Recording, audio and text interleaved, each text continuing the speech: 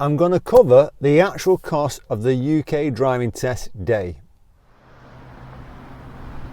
So before I get started, let me give you an example, and this is a strange example of someone who came to me about 10 years ago and she'd failed the first test.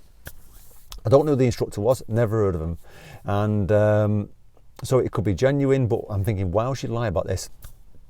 So we're having lessons leading up to a second driving test, and she said to me, how much is it going to cost me from the driving test day? So I said, well, you'll have an hour before your driving test, and then the driving test is 40 minutes, and then time to get back home, you're talking maximum 2 hours.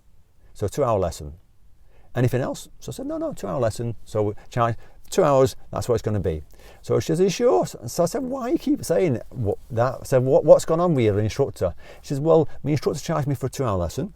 Then they charged me for the insurance, then for the fuel, and then something else silly. And I'm thinking, oh, mileage, wasn't it? Mileage, that's what it was, for the mileage as well. So I'm looking and thinking, wow, that's a bit weird, that. So I said, I've never heard that happening before. So if you've heard things like happening with you, put a comment below, because it'd be interesting if you took your test and your instructor's charging that sort of things, why they're charging it, you should be asking them. So let me run through the options you got. And you got 3 options, not 4. 3 options that I know about,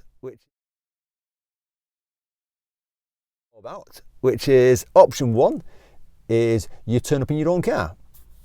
So you got £62, which is a fee you pay for the DVSA.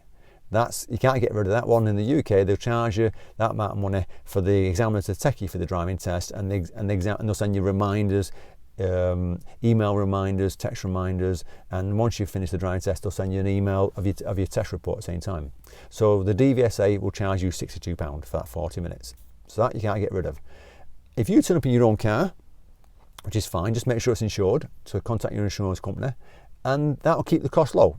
And some people do that, and there's nothing wrong with doing that. You know, that's quite good, but make sure you're good at driving, because otherwise, if you're not very good at driving, you take your own car, and after the first few minutes the exam don't feel safe, they're going to pull the car over and possibly abandon the test at that point. So if you're going to take it in your own car, just make sure you're good at driving. You know, don't go in there knowing that you're not going to pass, because you're just wasting the test at the same time. Option 2, which is hire a car. And there's only one company I know who do this, and that's Arnold Clark. Now, if there's any other companies out there, put a comment below, be interested in who they are. And I was at a test centre the other week, and a car turned up, a hire car, Arnold Clark, L plates, dual controls, really nice new car it was, nothing wrong with it. And I said to the, not the student, because they were on the test, I said to the person who was with them, how much did it cost?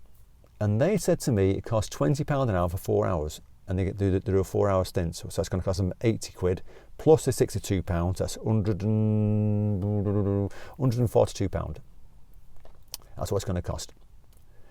That's fine, isn't it? Now, I don't know the cost in your area. That price they told me, it might be right, it might be wrong. You can go on the Arnold Clark website. I'll put a link below to the website, by the way, if you want to check that out, if you want to get that option.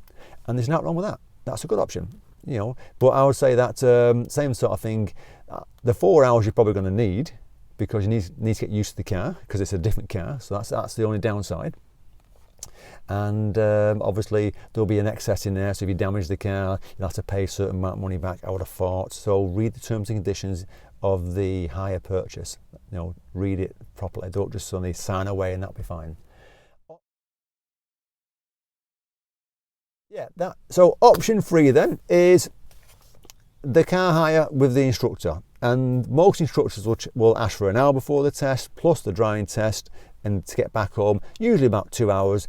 If it's a bit further away, they might ask for a bit more, because they'll explain that it's going to cost a lot more time to get back there and so on. And some instructors might charge half an hour for a test, because you live around the corner, you don't want a full hour. So if we say a 2-hour lesson, so an hour for the test, plus an hour for the time, £35 an hour average. It can cost different in different areas. So we're saying £35 an hour, that's £70, plus the £62, £132. That's what it's going to cost you. Okay, and it might vary from different area to different area on the hourly rate, because some instructors will charge less, some instructors will charge a bit more, depends on the area they live, depends on the experience, depends what you're paying for, doesn't it, really?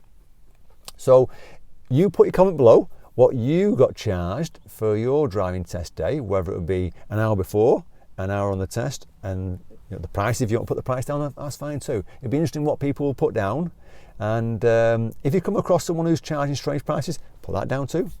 Okay, good luck on the driving test, and I hope this gives you an idea of the costs that's involved. Safe driving. Good luck on the test.